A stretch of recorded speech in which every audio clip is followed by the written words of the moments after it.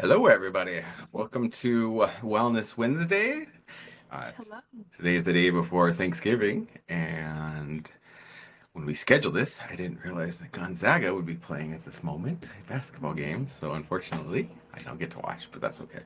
I'll catch up later. I'll survive. And we're sharing my she shed That's right. We're in the same location this week.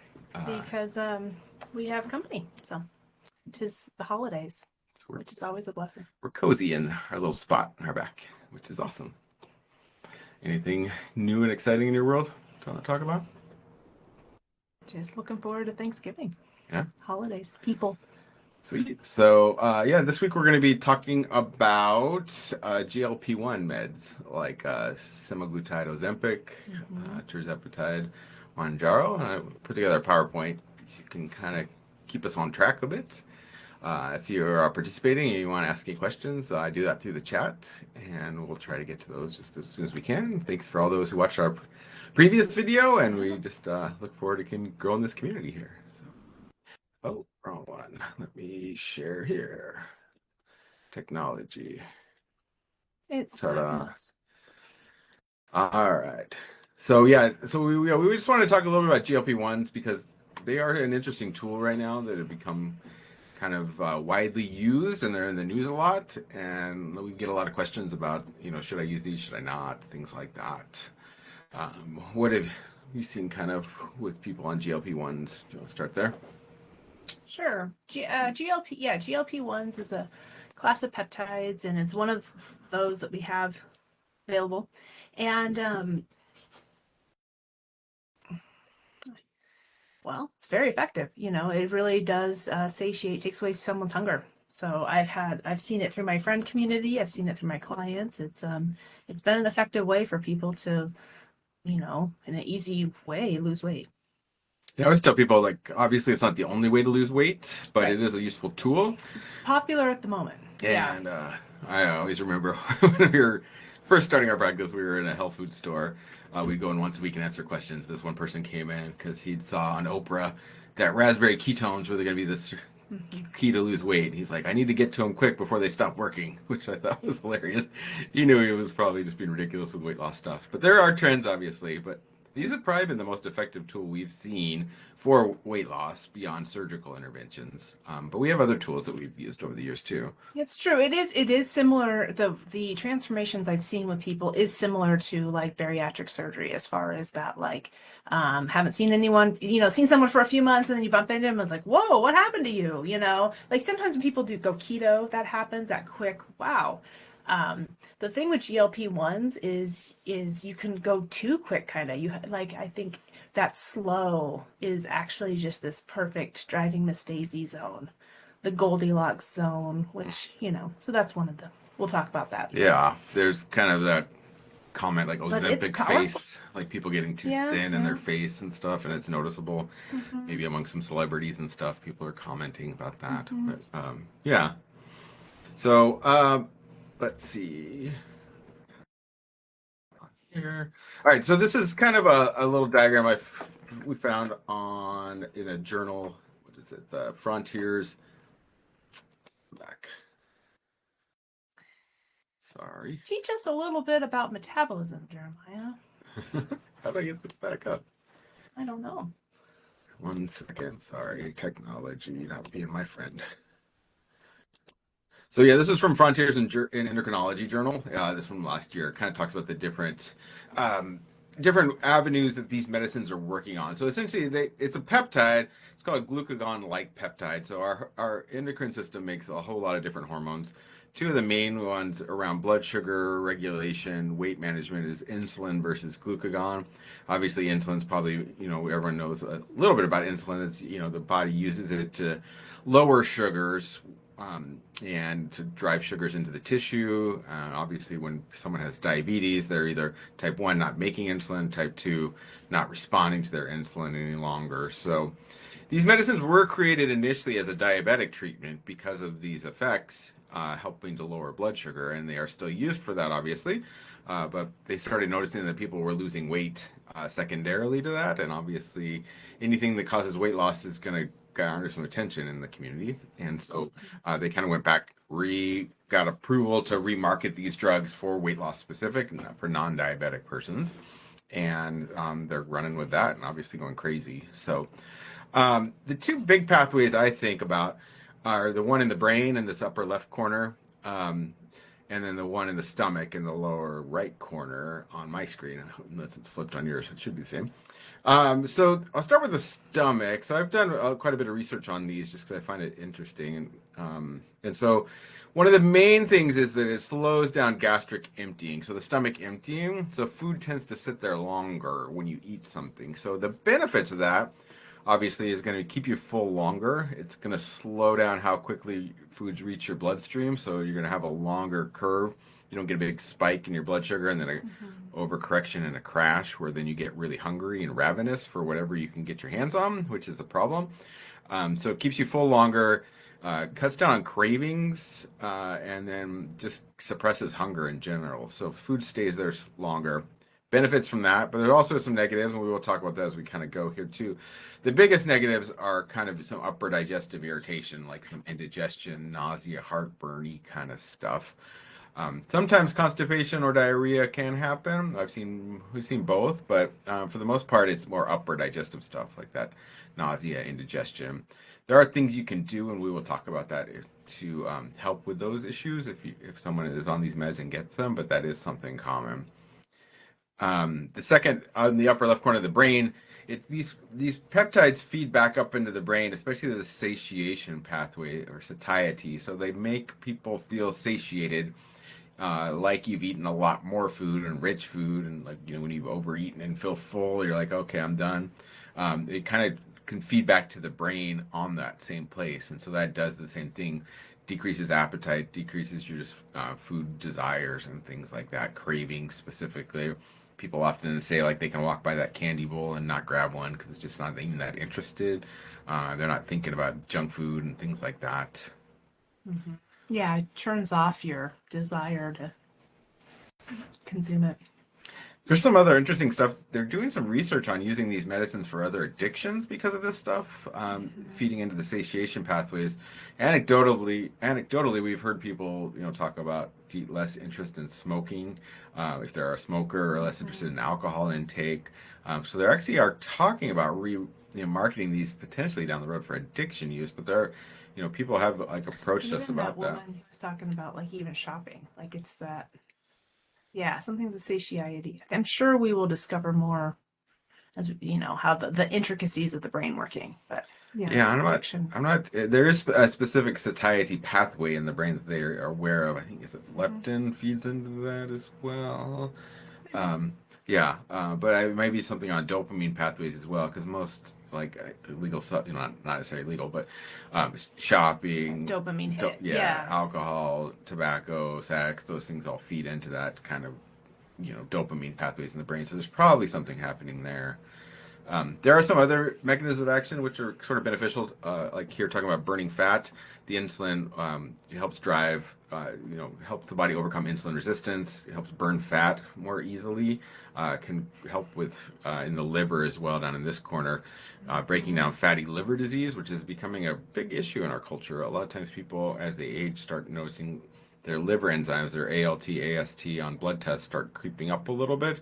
And if someone's not consuming alcohol and doesn't have any sort of hepatitis or other infections causing that, we call it this like non-alcoholic steatohepatitis, or NASH, or fatty liver disease. And so this is actually helping decrease that in people. And so that's a big thing because we haven't had a whole lot of interventions from a conventional point of view to help with those things. There are some things naturopathically and nutritionally that can be done as well. Yeah. Anything else on that? Well, I would say like this is one of those peptides that kind of, as you see these different pathways, they're uniform human. This approach really works for a variety, like just for people across the board. The one person I haven't seen be wowed by this peptide has this severe NASH, the severe hepatic steatosis piece. And so my thinking is it's like the peptide is the fat is trying to clear out of the organ. And so it's like she's not noticing it in other areas of her body because I really believe the activity that is being focused in the organ system. And, she didn't keep going, and that's fine. But like, it was one of those, I wonder this issue, because that's how the body excretes when you eliminate your fat content in your body. It's going through your gallbladder pathways and your liver pathways. And so, um, anyway, we'll get back to that later. But like, that seems to be, that's what can slow down people's weight loss, regardless of how they're going about it. It needs to be able to release through the digestive tract. I mean, yeah, we know abdominal organ fat tends to be the most dangerous That's the most fat dangerous, too, yeah. especially stuff around the liver, stuff around the intestinal wall and stuff like that. So that, yeah, The apple, kind of the stress fat that we hold, yeah. and a lot of times when we're working with people with weight loss, initially the reason people come in often for weight loss benefits is physical, because they they want to look better in a swimsuit or whatever. But then as they actually start decreasing these other things, their risk factors go down for disease. They start having more energy, more exercise ability, because you're not carrying around a backpack and weight all the time. People start realizing that, oh, actually, it's even more important for me to lose this weight for non-cosmetic reasons, more for just general benefits. Yeah, and I mean, when you get your adipocytes, your fat cells, to begin to shrink, that lowers the inflammation on your whole body. A lot of people who, live with aches and pains in their joints, like that goes down. Just their inflammation pathways are more balanced. So yeah, people feel better, like stuff like brain fog, arthritis, joint pain, that kind of thing. It's like anyone, when people are losing weight, they tend to feel better because their overall inflammation pathways are minimized, and they feel better. Yeah, Yeah, I think it feels good to feel good. yeah, when your metabolic pathways are kind of on overdrive, it feeds back to your brain. You feel brain fog, you feel tired, you feel just meh all the time. Well, and I think that's a good key to bring up. How do you know if you're losing weight in a healthy way or a not healthy way? I think when people have their metabolism dialed in and they've found an approach that's working for them, they feel better as it's happening. If you're feeling like you're struggling and feel terrible in the process of however you're choosing to try to lose weight or rebalance your metabolism, or however you want to frame it in your mind, um, you should feel good when your metabolism is healing and aligning up, and your body's burning fuel more efficiently and getting better rest and eliminating and this kind of thing. When your body is losing weight in a good eliminating toxins and rebalancing your metabolism in a health promoting way, you feel good. So, and that's what I see with people using these peptides. It's like their bodies become more efficient. They feel better. And but where they don't feel better is if they're running with constipation. That is a thing. Yeah, I mean, nausea, constipation, diarrhea, but yeah, constipation if you're holding on to that toxic load. Because as you break down fat tissue, you tend to We are so good at recycling. I mean, there are some theories that one of the big reasons for obesity is kind of toxicity, because the body has to deal with all the modern exposures, whether that's heavy metals, chemicals, things like that. And one of the best ways to do that is to pack it away in the fat tissue, or to store it away from the rest of the body, sequestered. And when you start breaking down those fat tissues, you can release some of that stuff back. We have sometimes seen over the years where someone does a more aggressive weight loss, and all of a sudden they get like weird rashes pop back up that they haven't had in years. And I think a lot of that is just the stuff that your body had sequestered away is getting put back into the bloodstream, and you have to deal with it. And you want to process that through the liver and then out through the gallbladder, and then through the intestines. And if you're not moving, that's going to make you feel terrible. I mean, you also want to other methods of elimination. Keep lots of hydration, so you're urinating effectively. Sweating is helpful too, to get out that way. Those are some of our main methods of excreting stuff that we're exposed to. But the bowel is like 80% of the garbage load comes from the bowel. So like it's impossible for someone to lose weight or maintain a healthy metabolism if you're struggling with chronic constipation. So that's addressing and doing things to make sure the body is moving will allow anything else to be successful. Absolutely. Okay. All right. I always bring it back to poop. Okay. Yeah, you like going I know. there. It's It's all just good. so basic. Yeah, no, importance. Okay. So currently there's three main drugs in this class that are being utilized. So semaglutide, it has name brands Ozempic, Wegovy. Rybelsus is an oral version. It's taken daily. Ozempic and Wegovy are different injectable versions just under the skin. They're a once a week shot. Tirzepatide's sort of the newest one. That's Mounjaro, or Zepbound is this new weight loss approved name. Mounjaro was its diabetes name. And that one is, again, a once a week injection. There's a third one, which is a little even older, called liraglutide, name brand Saxenda or Victoza. And they're not seen as much, mainly because they're a daily injection. So most people would prefer a weekly injection, obviously, not having to poke yourself as frequently. And then there are some other ones coming on board. There's some promise around this new one called retatrutide, and there's almost every pharmaceutical company is trying to get in this market because they've seen the massive amount of money going into semaglutide and tirzepatide, and so we hopefully see some, better ones coming on board down the line. Yeah, one of the things, we've seen people on both semaglutide and tirzepatide. Generally, of those two, we've seen people do better a little bit with tirzepatide for a couple of reasons. One, there was a head-to-head study done that showed that people lost more weight on tirzepatide compared to semaglutide, and they lost it a little faster. The bigger difference, though, seems to be a little bit fewer of those negative digestive side effects for people, less nausea and indigestion, stuff like that. The main benefit of semaglutide, at least from a compounded, which I'm going to talk about next, is the price point is better. But if they're priced identically, I think tirzepatide works better for most people. Semaglutide really is associated with one of the side effects. And those side effects can be sneaky. You think they're not the big deal, and then they kind of, I don't know, when it's out of the system, people feel better.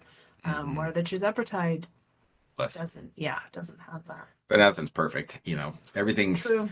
pros and cons, trade-offs in life. I know. I wish it wasn't. Okay. So. Oh, and people can go back and forth between the peptides. Yeah, they're essentially interchangeable you can start medicines. with one and flip to the other. Yeah, you can find what works or what doesn't. Yeah. So one of the kind of reasons why these things are becoming more available is because there was early access in the compounding industry. So there's kind of two different ways medications are made. One is through a pharmaceutical company like Eli Lilly or whatever. They make the medicines, they get the patents. And then there's a compounding industry, which has approval to mix medicines in different formats for people, different dosing things. Most of the time, they can't get decent price points on these medicines until they go generic. But because there's been a nationwide shortage in the U.S., the compounding industry got early access. And that's probably, if you've been seeing advertisements around like Roman and Hims and some of these companies that are trying to jump in this market as well with compounding pharmacies. We've worked with several different compounding pharmacies over the years, and actually, there's some interesting arguments about how compounding industry is actually regulated much stronger than the name brand pharmaceutical manufacturers because they're U.S. based. They get inspected much more frequently. A lot of the pharmaceutical companies are making stuff overseas with very little oversight, and so there is some concern about that. I say, if you line up a compound pharmacy and then more of a mainstream, larger pharmaceutical company, the process to make your product, I would choose compounding pharmacy. They're actually here on U.S. soil and they're watched like a microscope. So that's kind of good when it's a product that you're injecting. Yeah, there was a kind of a scandal like 10 plus years ago. This one compounding pharmacy in New England was not following very clean practices, and a lot of people got very sick. So that led to this huge crackdown on the industry. So a lot of compounding pharmacies got out of injectable medicines because the regulations are so high. So the ones that are still doing it, they're held to crazy high clean room standards, and they get inspected regularly since that one incident. Which is great because a lot of the offshores manufacturing in the pharmaceutical compounding industry on a global perspective, they're small villages. There's reports of not having any like running water, just situations that you're gonna possibly be hazardous. You know, there's a lot of trust that it's going well, but I mean, if you have to arrange an inspection 6 months prior to actually showing up, that gives a whole, where compounding pharmacies, they can be inspected day of. So that Right. just sets the standards higher. Anyways, yeah. So the name brand pharmacies tend to use auto injector pens, which are kind of handy in one way. You dial in a dose, put it up to your leg or stomach, and click a button, and it gives you the exact dose. The Mm-hmm. compounding industry is usually, there are some compounders who are starting to make their own auto injectors, but for the most part, the price points are much better if you get it just with a vial and draw it up in an insulin syringe and just inject it under the skin. It's a teeny little dose. It's like putting a drop of water right under your skin. It is an injection, which is you know a little daunting for some people Mm-hmm. more than others. Mm-hmm. But if I can do it, anyone can. Because you love needles, which is Mm-hmm. amazing that you got this far Mm-hmm. in medicine with your love of needles. But Mm-hmm. we persist and push on. But they are tiny little needles. There are some oral forms, like we mentioned with the semaglutide. The price points have just been prohibitive in the compounding industry, so we have not found any compounders who are able to get it priced better than the Rybelsus oral pricing, which is prohibitive for most people, like 1,200 plus bucks dollars a month. But the compounding industry is able to keep prices in a much more affordable, like a quarter to a half price of name brand stuff at this point. So that's been kind of cool to Which see. is wonderful. Yeah. So it's opened up this doors to a lot more people that are there. Insurance, we're not, there are a few insurances that are covering name brand for weight loss. We haven't seen that many people have success there. Usually you have to have diabetes and have not, failed several other medications like metformin and other, Mm-hmm. glipizides and stuff first before they'll agree to pay for these because just they're still, non-generic expensive medications on the name brand schedules. Right. But yeah, the compounding industry has really stepped up here, I think, and got it there. To be able to, yeah, through the compounding industry, it's able to bring these medicines much more affordable and direct, to the market, which is helpful. And one of the benefits, though, too, of the compounding thing with the insulin syringe, you can dial in between doses. There's fewer Mm-hmm. doses on the name brands. They only have so many different settings on the injector pens, but you can actually step up, with half degrees or Right, you can customize your dosage, which Mhm. is wonderful. And that you want to be able to customize your dosage whenever you're doing like optimization, not yes, we're human and there's a lot of similarities there, but then also when you're applying when you're trying to optimize someone's system, you want to be able to fine tune and personalize your dose. You need to be able to match. I mean, that's part of your you're not putting a generic cookbook recipe onto someone. Instead, what you're doing is it's like person centered. And so you're listening to the person and then applying a peptide dosage that matches that person's picture. And so to be able to customize the dosage is wonderful. It's key. And from a naturopathic point of view, we tend to try to use the least force necessary to achieve a goal. So often less Mm-hmm. is more. And people are often don't need these real high doses on these medicines for effectiveness, can stay at these very low doses and still have weight loss. Absolutely. These low doses are wonderful. And in fact, and sometimes I think people get impatient and try to increase too fast. And it's like, hold on, just hold on. It's coming, a slow and easy it's so much easier to maintain for the body too. And it's easier to maintain financially. A lot of this is out of pocket.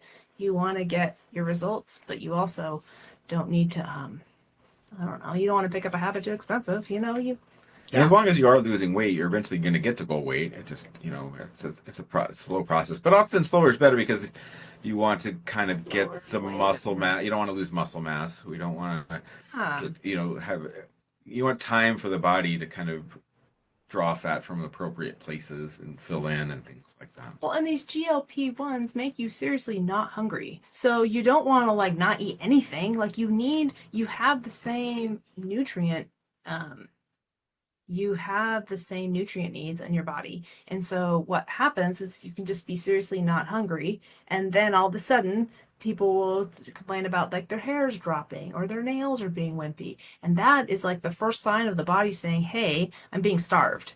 Because these hair and nails and skin are very rarely ever life-threatening, but it tells you an idea of how much what your nutrient status is for your body. And you really can use your outer tissues, hair and nails, to give you an idea of how your mineral status and your nutrient status and how your metabolism is working. So yeah, don't ignore dropped hair. That is a red flag that your body needs more nutrition support. Absolutely. So dosing, generally, you always start low dose on these. You only want to increase at the most every month, but often, like we said, going up even slower than that.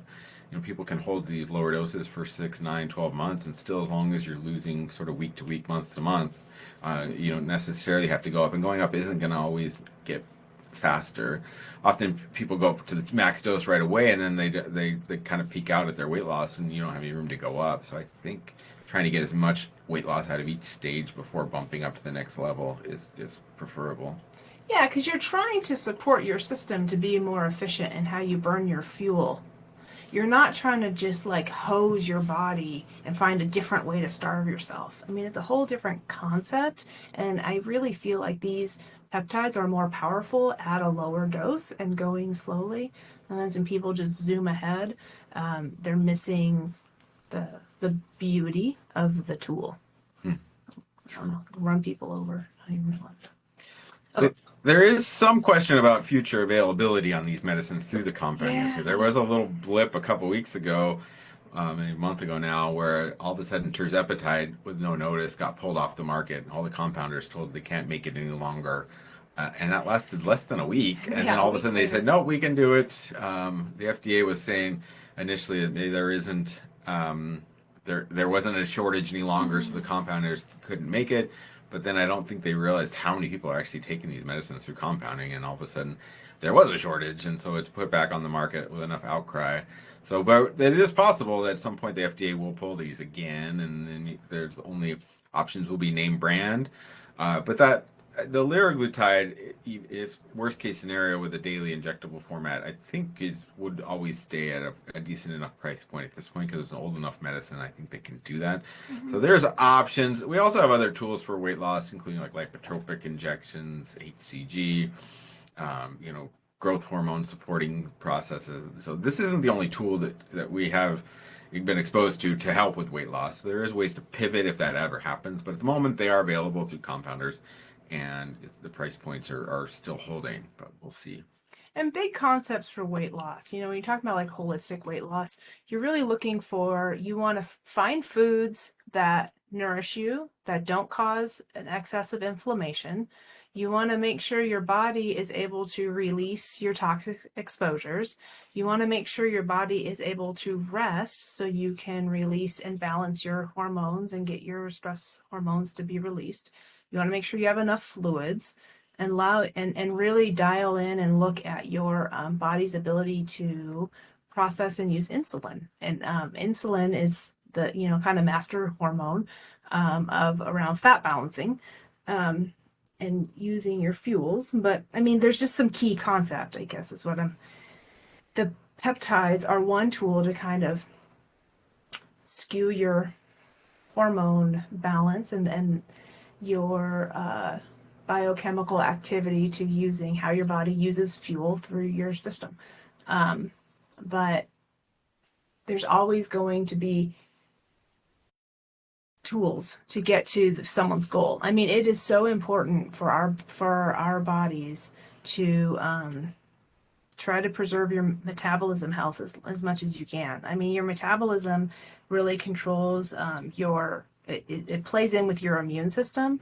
Our body's ability to heal. We need to be able to, sometimes people get into situations where they're living in a starved environment and the bodies are just trying to survive. And so you can use the motivation when it comes to wanting to lose weight and build some muscle and feel better in your skin, But then if you do that with a holistic mindset, you're actually helping to heal your vessel as a whole. So when life throws you a curveball, you're more resilient to recovery. Um, there's so much motivation around trying to feel better, look better, feel better in your skin. But if you couple that with like a actual positive approach, you come out with a healthier vessel, and that's just a win-win all the way around.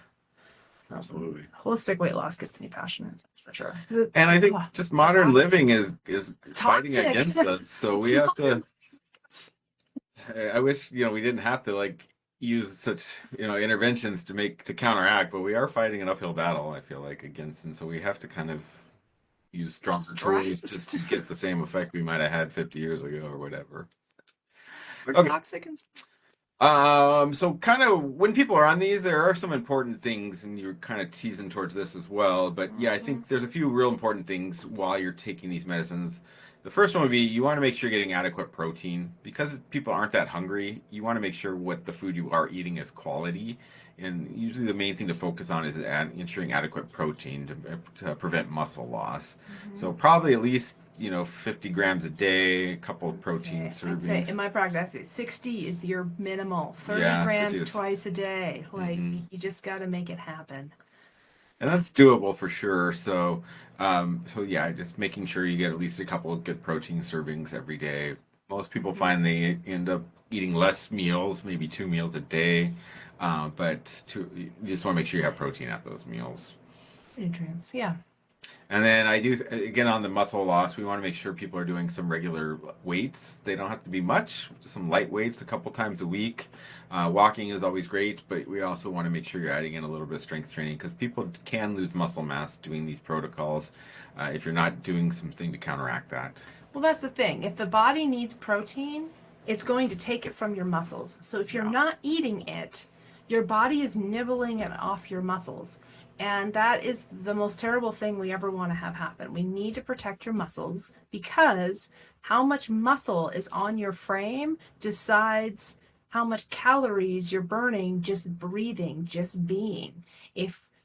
What you don't want to get, what's a real challenge for people is when they get into that skinny fat where their bones and skin and fat and you don't have muscle, that's where you don't have any spark in your tank to burn calories. So it's easier to accrue fat than it is to accrue muscle. We all know this intuitively. And so the muscle you do have, you want to protect always. And so eating those protein in your diet will protect your muscle, which in the long run is exactly what you need to maintain weight loss.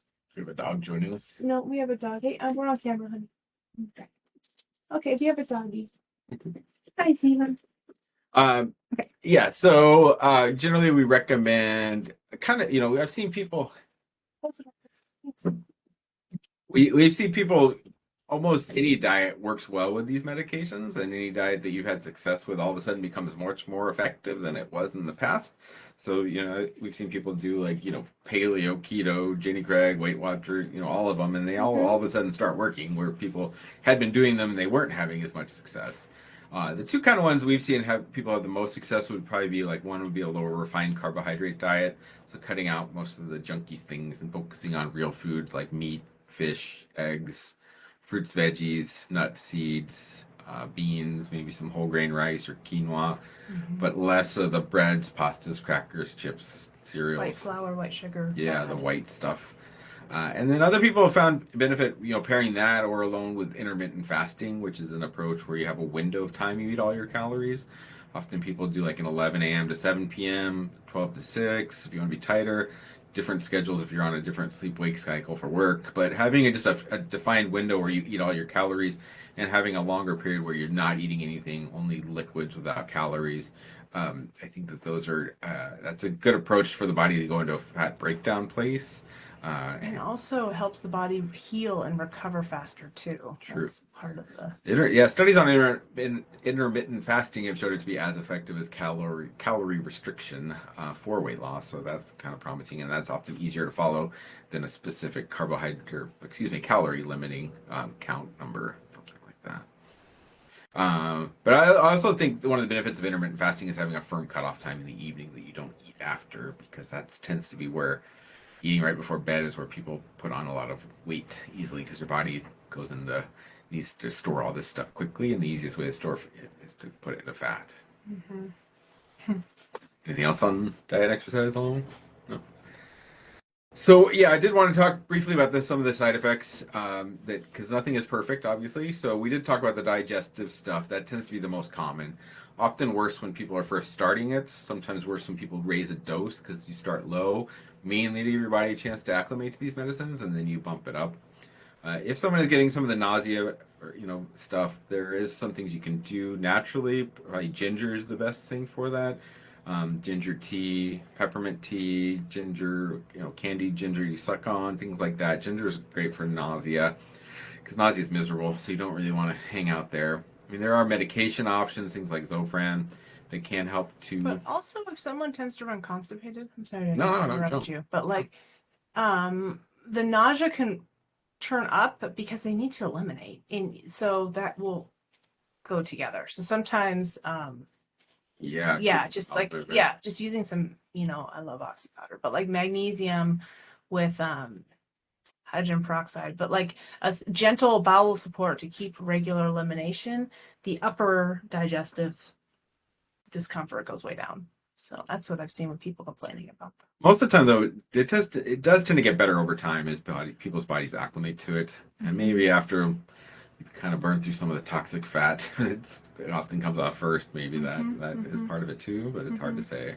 Mm-hmm. There are some more serious digestive things like pancreatitis or gallbladder problems. So if you have a history of that, definitely something to ask about, discuss ways to make sure, or whether this is even a right intervention. If you've had pancreatitis before, it may not be the right intervention for you. There may be other things to focus on. Mm-hmm. We have seen a few people have allergic reactions, like local site reactions, where you inject, like a little redness, irritation, and if it's building each injection, that's probably means the body's developing an allergy against it.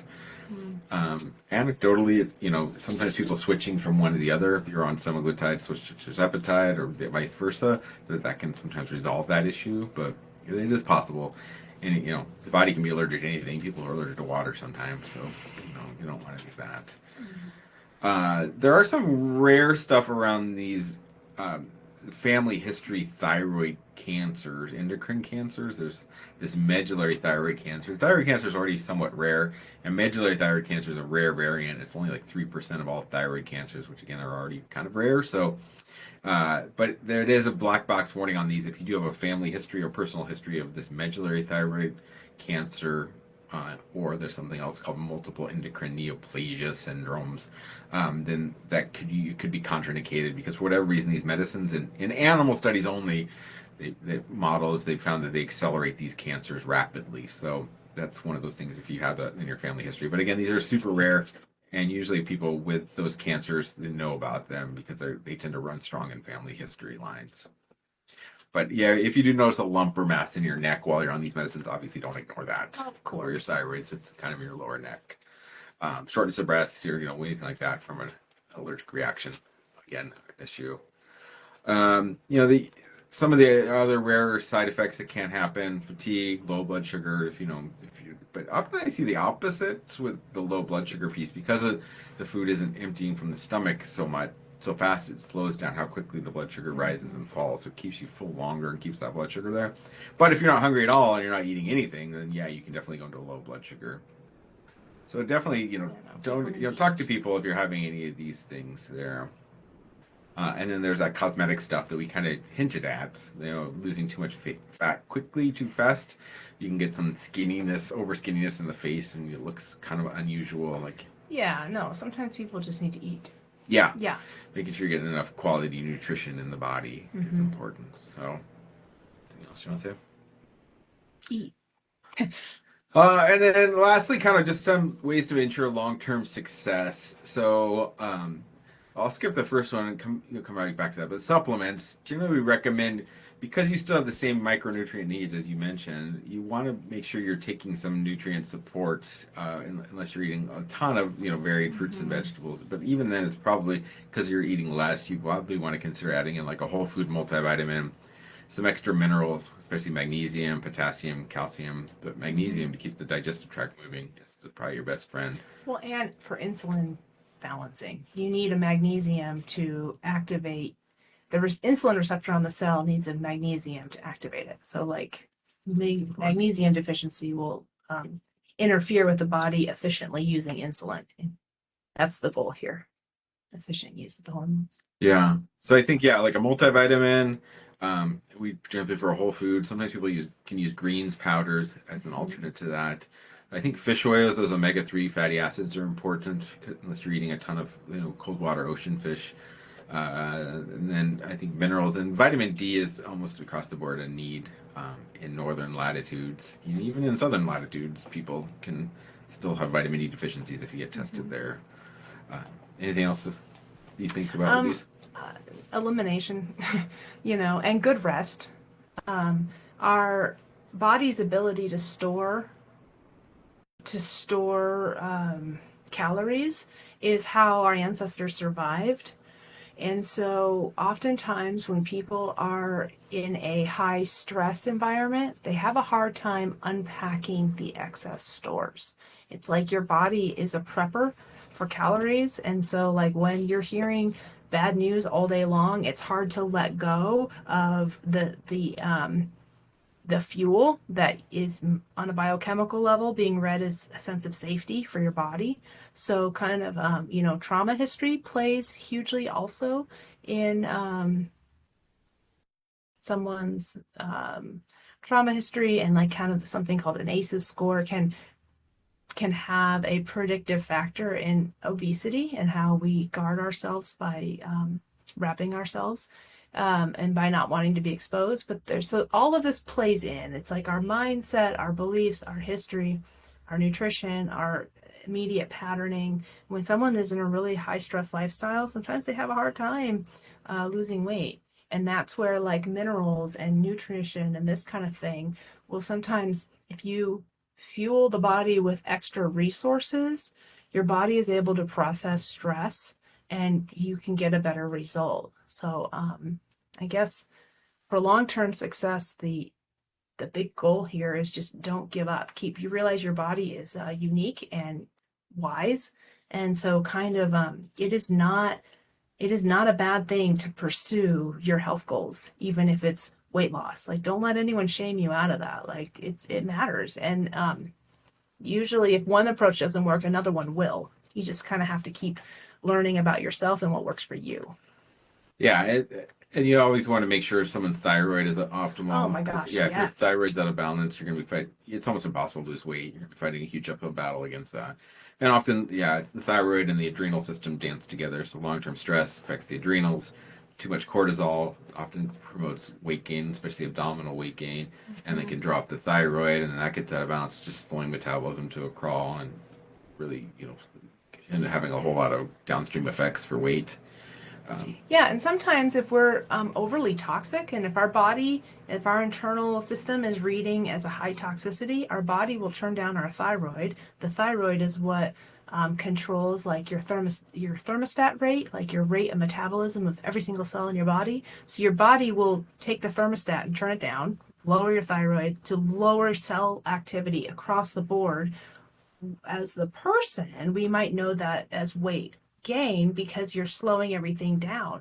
But we have no idea if your body's actually avoiding something else. Like what if we're so toxic, your body's starting to make off cells. And so your body slows everything down as kind of a protective mechanism to not just drive off the cliff into disease. And so sometimes there is it's